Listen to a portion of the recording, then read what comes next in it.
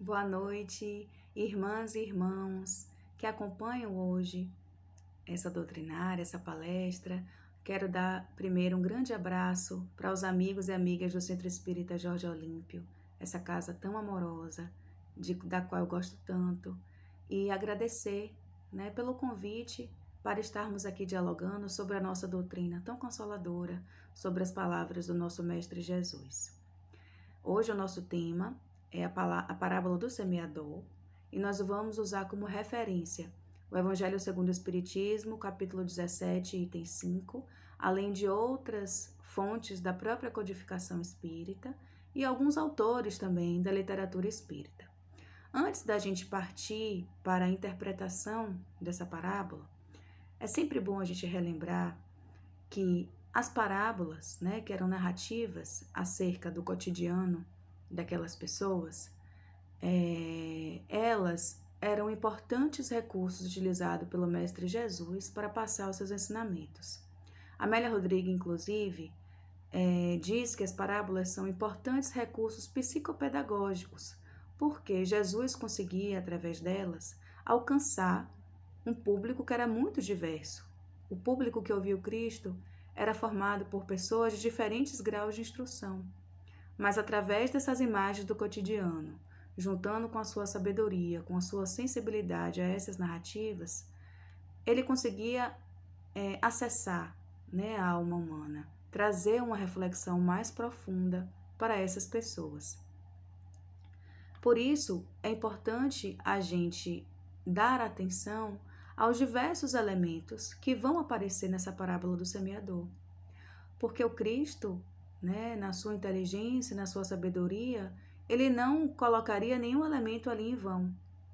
Então, todas essas imagens, esses símbolos que irão aparecer nessa parábola, eles são um convite para nós à reflexão.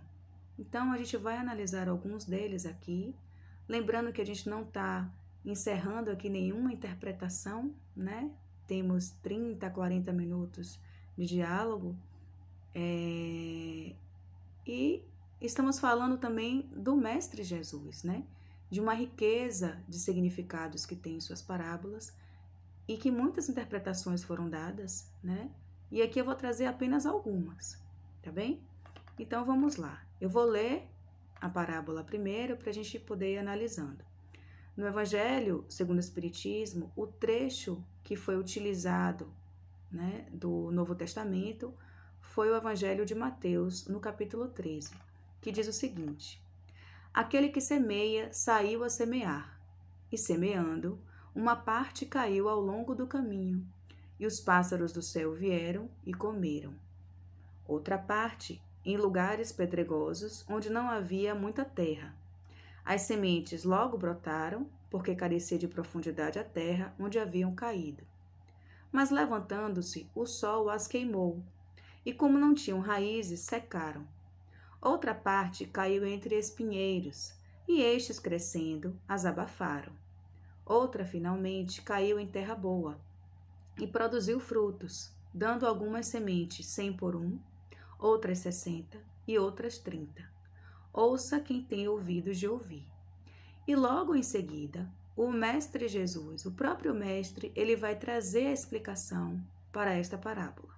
E ele diz o seguinte: Escutai, pois, vós outros, a parábola do semeador.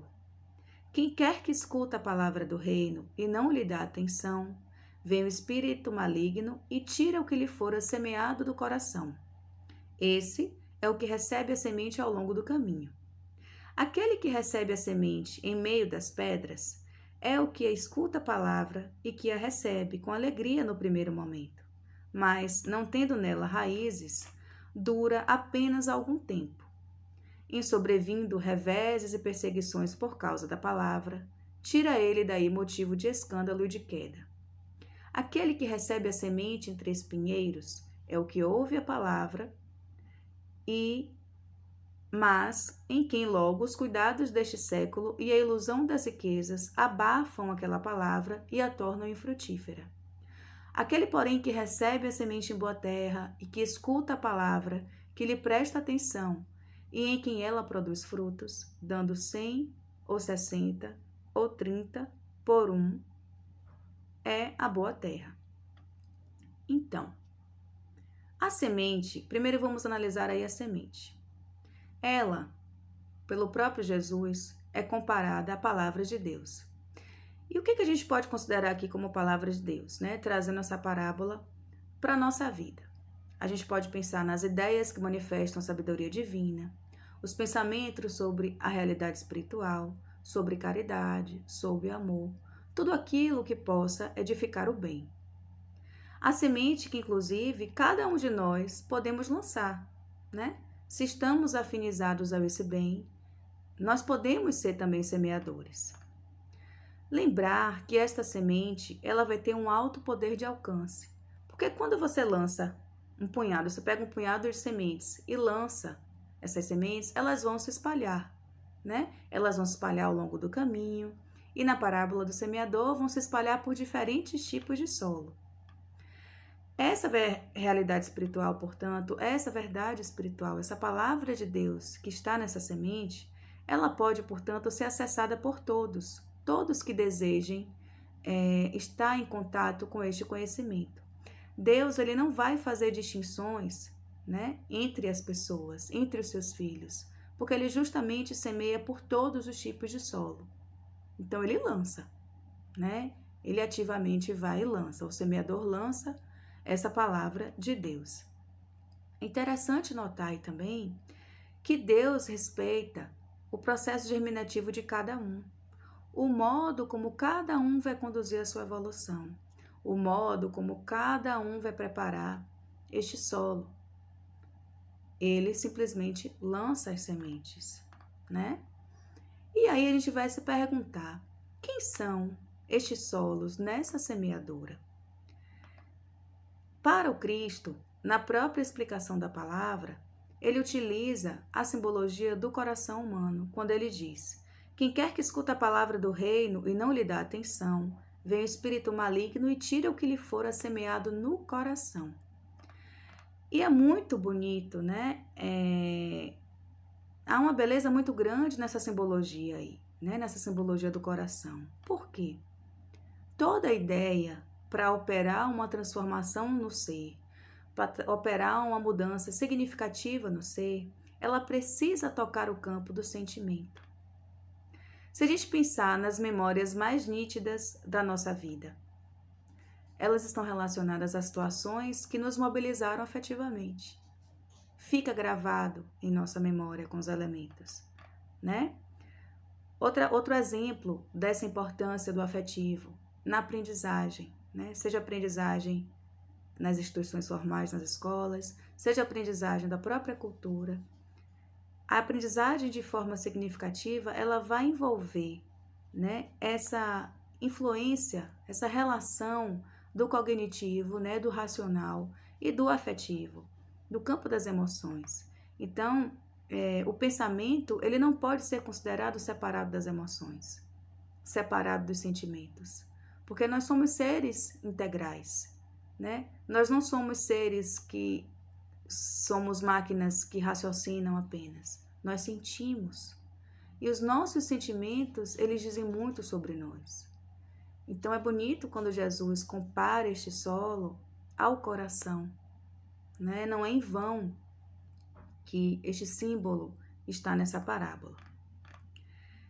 E nesse sentido, Emmanuel, ele vai no livro Pensamento e Vida, no primeiro capítulo, conceituar mente.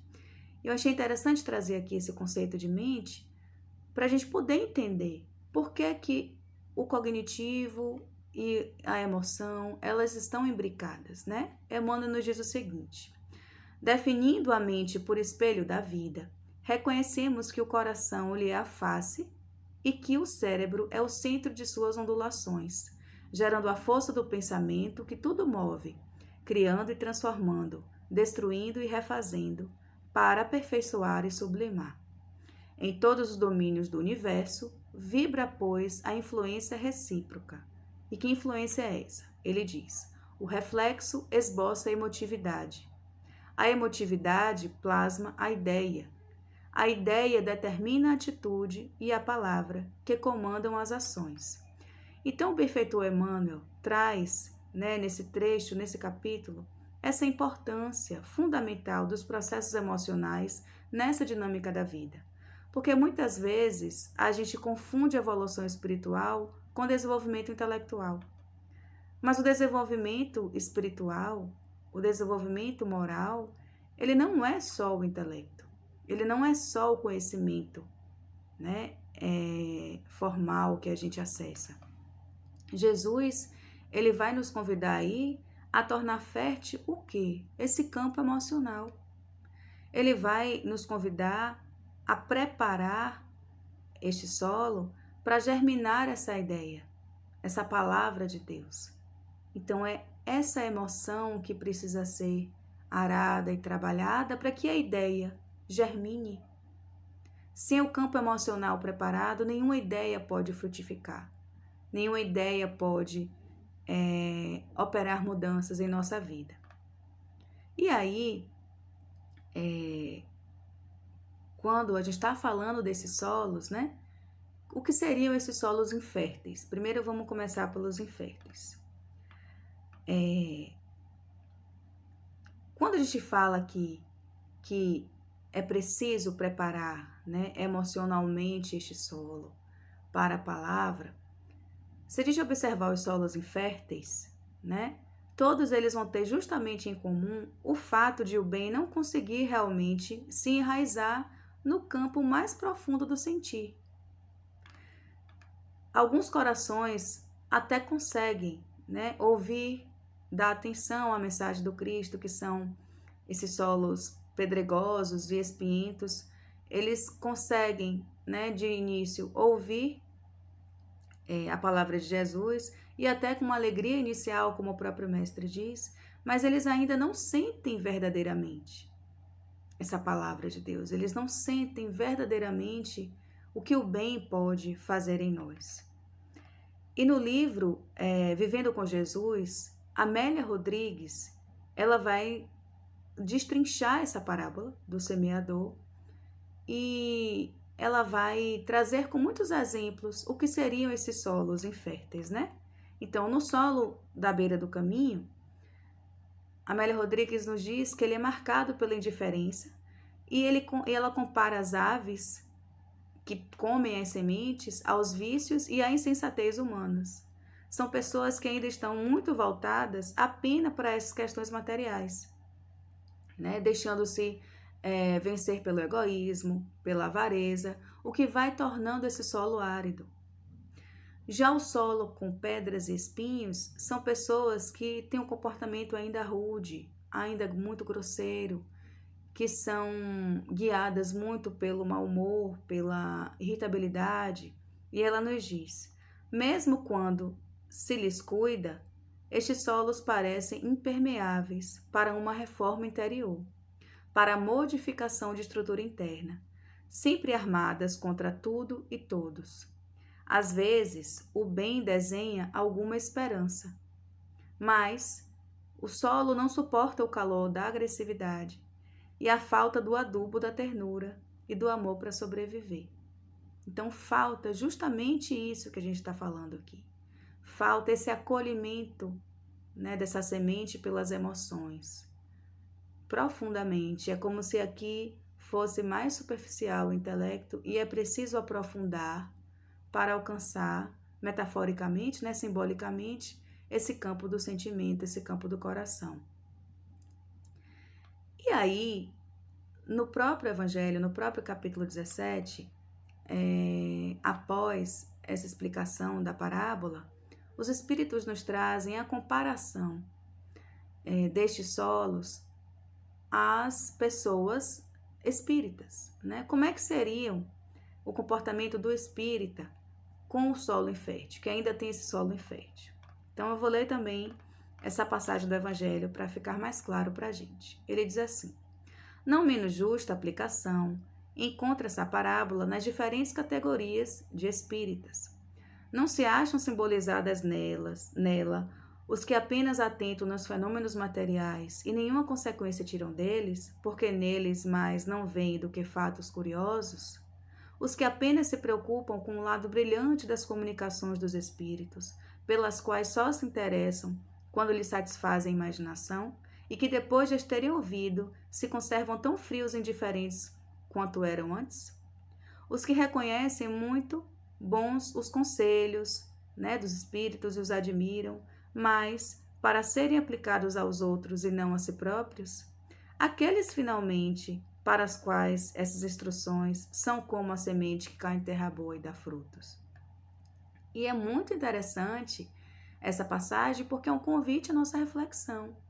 Nós aqui espíritas que estamos ouvindo, este diálogo, estamos aqui participando, precisamos pensar como estamos utilizando os conhecimentos que a gente acessa na doutrina espírita em nossa vida. Então, assim, inicialmente, vamos analisar aqui essas pessoas que apenas têm curiosidade e fascínio no fenômeno mediúnico, A gente pode perceber nessa postura um entendimento equivocado de alguns princípios da doutrina espírita. Por exemplo, um equívoco muito grande é que muitas pessoas ainda acham que mediunidade é privilégio. E não é. Mediunidade é uma condição natural do ser humano. No próprio Livro dos Médiuns, na questão 159, os espíritos nos dizem: todo aquele que sente, num grau qualquer, a influência dos espíritos é por esse fato médium. Essa faculdade é inerente ao homem, não constitui, portanto, um privilégio exclusivo. Pode, pois, dizer-se que todos nós somos, em maior ou menor grau, médiuns. Então, claro que alguns podem ter, as faculdades mais afloradas, do que outros. Só que todos nós, justamente por termos a natureza espiritual, nós somos espíritos, nós podemos sentir a influência de outros espíritos. A diferença é que esses espíritos que a gente sente influência estão desencarnados, mas nós sentimos. Por exemplo, quando a gente chega num local e sente uma vibração mais baixa, sente uma energia mais baixa, a gente está sentindo ali a vibração dos espíritos. Quando a gente pensa em alguém e alguém vai e liga, a gente está se comunicando de alguma forma.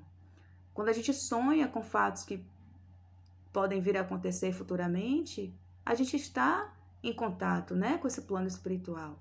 Então, todo mundo, em maior ou menor grau, está sendo intermediário dessa realidade espiritual.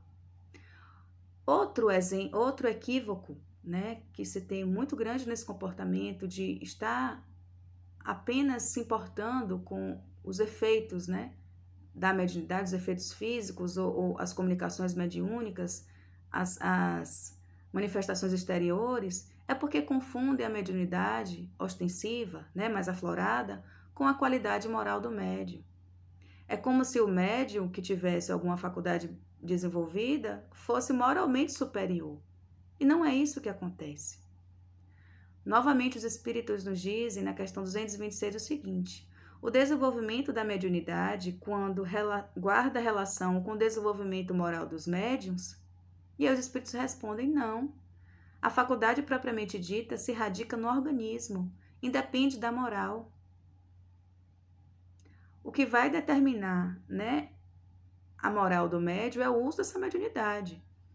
O médium vai usar de forma positiva ou negativa, a depender do seu adiantamento moral. Mas não é por ele ser bom que ele vai ser médium. Então, sobre os médiuns com baixo adiantamento moral, os espíritos nos dizem: a faculdade lhes é concedida porque precisam dela para se melhorarem, para ficarem em condições de receber bons ensinamentos. Se não aproveitam da concessão, sofrerão as consequências. Jesus não pregava de preferência aos pecadores, dizendo ser preciso dar àquele que não tem? Então, mediunidade, meus amigos e amigas, é um compromisso, Não há por que se envaidecer por ser médium ostensivo ou por estar participando de reuniões mediúnicas. A gente vê muito isso ainda na doutrina espírita. Participar de uma mediúnica como um prêmio, como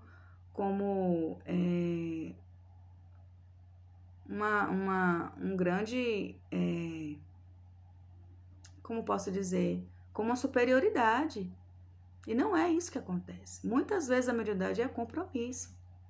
E a gente precisa estar atento a isso. Além disso, é preciso a gente ir mais além, né? Quando a gente analisa, quando a gente aplica a doutrina espírita em nossa vida. Como é que a gente está dando sentido, né, ao espiritismo? Nas nossas ações, nos nossos pensamentos, nas nossas decisões, né? O que é que a gente está fazendo com o conhecimento, por exemplo, sobre a imortalidade? A gente vive de acordo com essa nossa natureza espiritual, essa natureza imortal, ou ainda estamos muito presos à materialidade que é transitória, né? Aos recursos materiais? A gente ainda se aflige por conta dos recursos materiais? Claro que a gente não está dizendo aqui que a matéria é dispensável, não, de forma alguma. A gente precisa dos recursos materiais, inclusive o nosso corpo é um corpo material também, para a gente poder evoluir, né, nesse mundo, evoluir como encarnados. A gente precisa de ainda atender as nossas demandas materiais, né? O que a gente não pode é nos tornar escravos desses bens materiais. Ter um bem material não pode ser sinônimo de aflição, medo de perder esse bem material, egoísmo, brigas, né? Brigas de herança, atos de violência. Isso é que não pode ser. Então, quanto mais apegados estamos dessa materialidade, né, de modo doentio, mais nos afastamos dessa natureza espiritual. Menos aplicamos esse conhecimento sobre a imortalidade, né? Outro exemplo, o princípio da reencarnação. Como é que a gente está aplicando esse princípio da reencarnação, esse conhecimento no nosso dia a dia, né? A gente utiliza a nossa encarnação como meio de aprimoramento progressivo do ser, porque compreender, gente, a reencarnação nos ajuda, inclusive, a gente se libertar da nossa culpa excessiva. A gente erra e muitas vezes entramos numa culpa que nos consome, né? Só que a misericórdia divina, ela sabe que não seria possível, em uma única oportunidade, a gente resolver todas as nossas questões, a gente alcançar o nosso aprimoramento espiritual. E justamente por isso, Deus nos concede inúmeras oportunidades, inúmeras existências para a gente se trabalhar interiormente. É um processo longo, é um processo gradual, é degrau a degrau, né? Todas as virtudes, todos os erros que a gente ainda tem, que a gente ainda traz em nós, foram construídos na nossa longa trajetória espiritual. Então, compreender isso nos ajuda a seguir em frente, a ter mais compaixão conosco, a ter mais paciência, a ter ânimo para seguir. A gente vai trocando essa culpa pela reconstrução das atitudes. Não é dizer, eu não tenho mais o que fazer, eu vou fazer só em outra encarnação. Não, não é isso. Mas é entender que o processo é gradual e que as nossas conquistas serão dia a dia, pouquinho a pouquinho. Outra reflexão que podemos fazer: como é que a gente visualiza a nossa encarnação como uma oportunidade de resolver as nossas questões? A gente está vendo a encarnação, aproveitando a nossa encarnação para solucionar as questões mais profundas de nossa vida? Porque se a gente crê na reencarnação, se crer na reencarnação vai nos ajudar a ter compaixão conosco, a nos perdoar, ela também nos ajuda a perdoar o próximo, porque a gente começa a perceber, a entendê-lo como um ser que também vai ter o seu processo evolutivo, né? Que vai ter o seu tempo de germinar essas sementes. Então, a gente compreende que aquele irmão ali também é um espírito que tem toda uma bagagem espiritual aí. E que nem sempre o nosso tempo de despertar vai ser o tempo de despertar dele. Além disso, o processo reencarnatório nos convida a entender que muitas questões que temos com os nossos semelhantes, muitas dificuldades que a gente ainda tem com os nossos familiares ou com pessoas que cruzamos, né, em nossos caminhos, podem inclusive ter sido causadas por situações passadas que a gente mesmo deu causa, né? A gente não tem como saber, mas a gente pode imaginar que aquela pessoa da sua família, por exemplo, que é mais desafiadora para você, existe uma razão de vocês estarem juntos nessa encarnação, né? Então, a gente compreender que é tempo sempre de reajuste, né? É sempre tempo de resgatar, né? De realinhar as emoções, né? De perdoar. Então, saber que a reencarnação é uma oportunidade nos ajuda nesse sentido a nos apaziguar, né? Com nossos adversários enquanto caminhamos junto com eles, né? E aí vem a pergunta dos espíritos, nessa passagem que eu li agora, que é: para as quais essas instruções são como a semente que cai em terra boa e dá fruto, né? E aí a gente fala agora desses solos férteis, porque Amélia Rodrigues, ela vai nesse capítulo que eu citei agora há pouco, nos dizer o seguinte sobre as pessoas que são consideradas, né, esses corações já férteis. Ela nos diz: existem as pessoas que se encontram preparadas para a incementação do Evangelho, para a vivência do bem, faltando somente alguém que lhes alcance as paisagens emocionais. Então, aquele solo já estava preparado. Existe uma atividade prévia aí, precisando só aquela semente para germinar,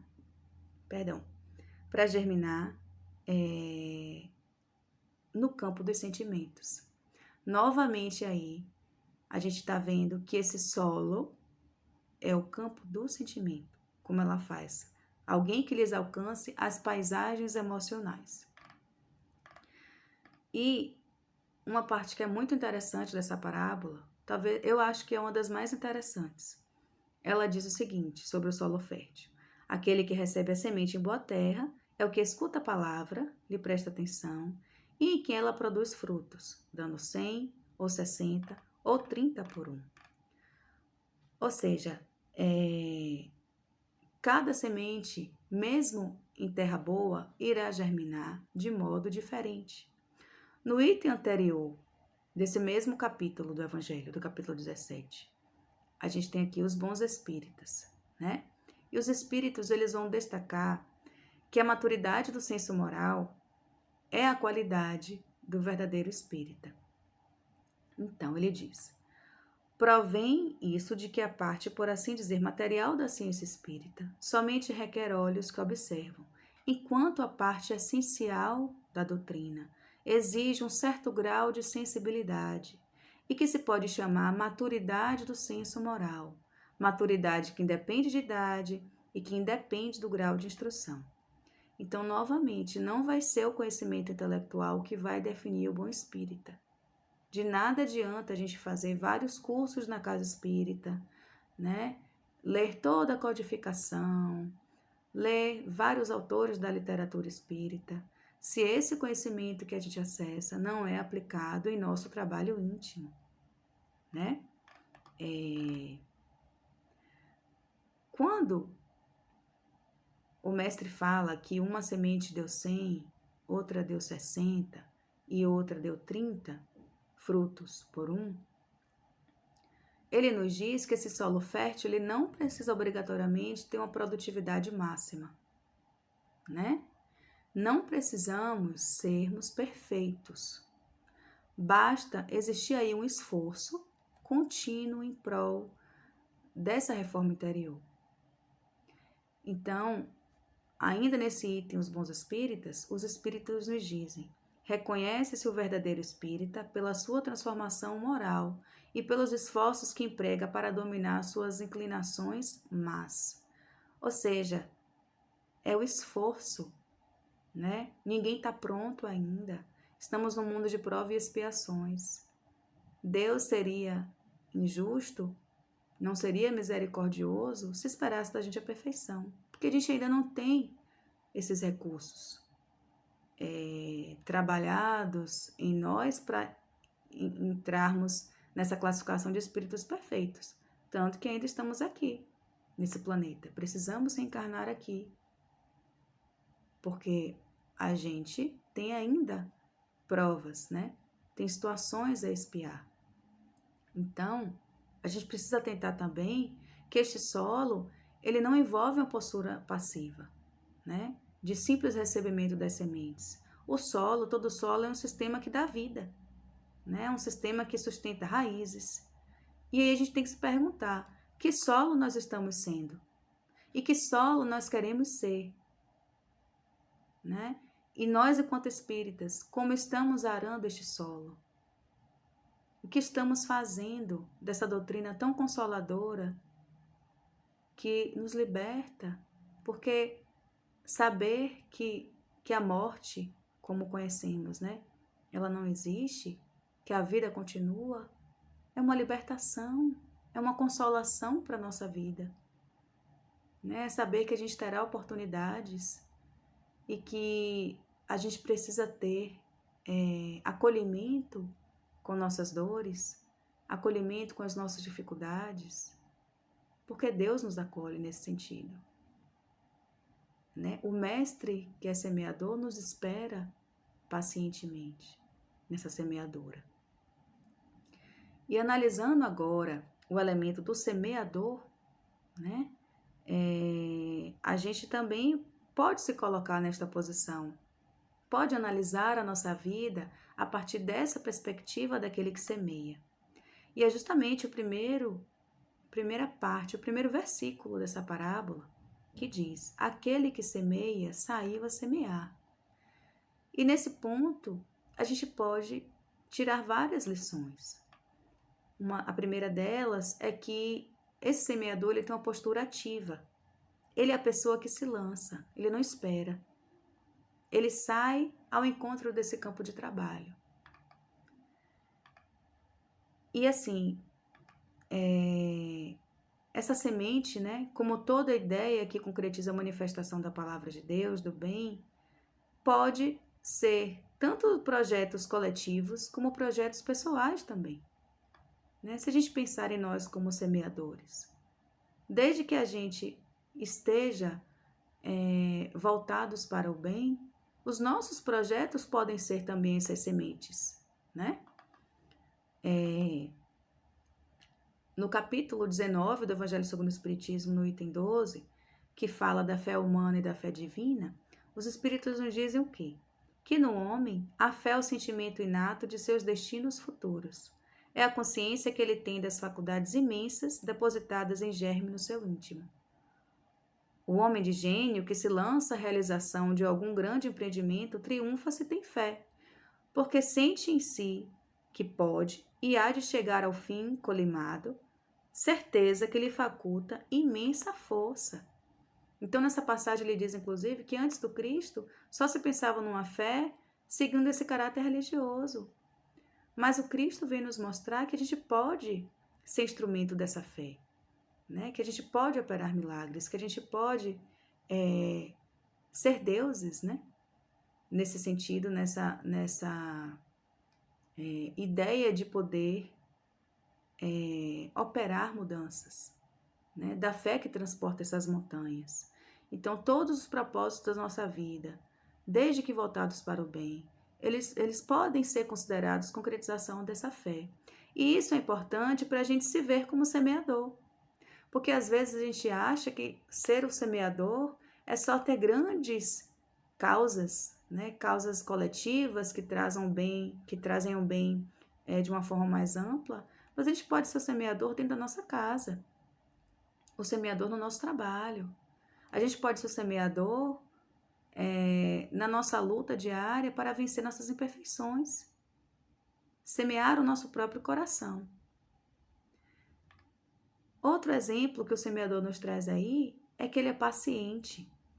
O semeador, ele compreende que essas sementes terão seu tempo de germinar e que muitas vezes ele vai precisar ser flexível, né, para poder lidar, por exemplo, com as alterações do tempo, com o sol, com a chuva, com o vento.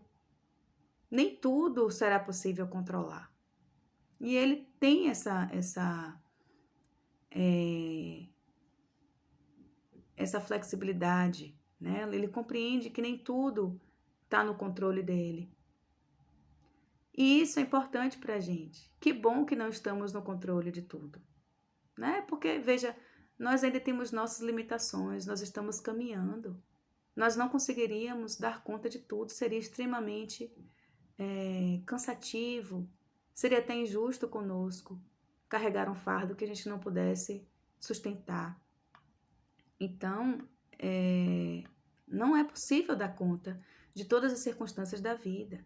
E isso é um convite constante à nossa fé, né? Às vezes acontece um desafio e a gente, quando um plano nosso sai do esperado, do tempo esperado, a gente tende a desistir.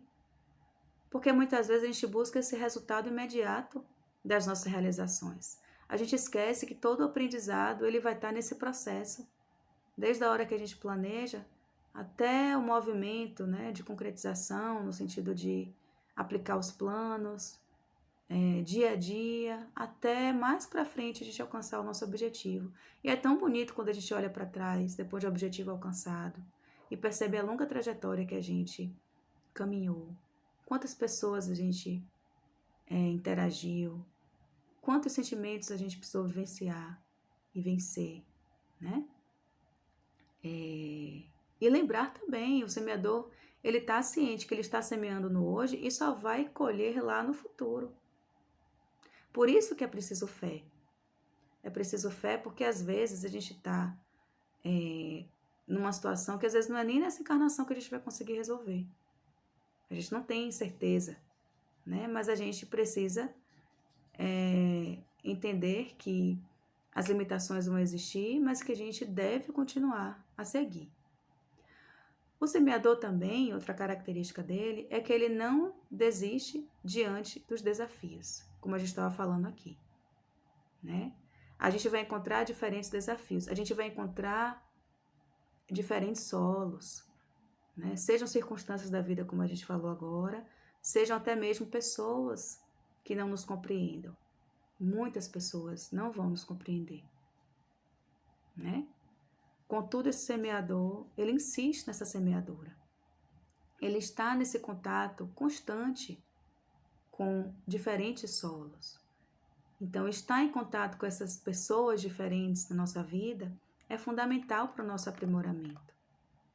Na passagem O Homem do Mundo do Evangelho segundo o Espiritismo, os Espíritos nos lembram isso, que a gente precisa viver com os homens da vossa época, como devem viver os homens. A gente não é estar isolado em prece, em meditação exclusiva que a gente vai resolver. Claro que a prece, a meditação, o isolamento muitas vezes são recursos necessários, né, para a nossa reflexão. Mas a gente precisa estar em contato também, né? Porque se a gente não está em contato com os nossos semelhantes, com o nosso próximo, a gente não pode exercer a caridade, né? Os Espíritos nos dizem, a perfeição está toda, como disse o Cristo, na prática da caridade absoluta. E os deveres da caridade, eles precisam alcançar as diversas posições sociais. Desde aquele que é considerado menor até o maior. E quando eu falo menor e maior, não é aos olhos de Deus, mas em relação ao que a sociedade enxerga ainda. Nenhuma caridade teria a praticar o homem que vivesse isolado, né? É unicamente no contato com os seus semelhantes, nas lutas mais árduas, é que o homem encontra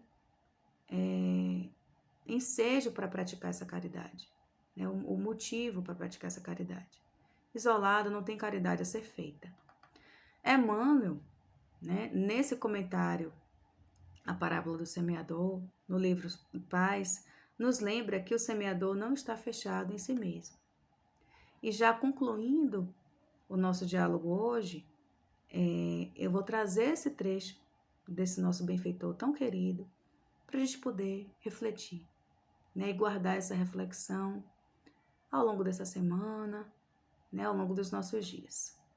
Assevera-nos Jesus, o Cristo de Deus, e o semeador saiu a semear.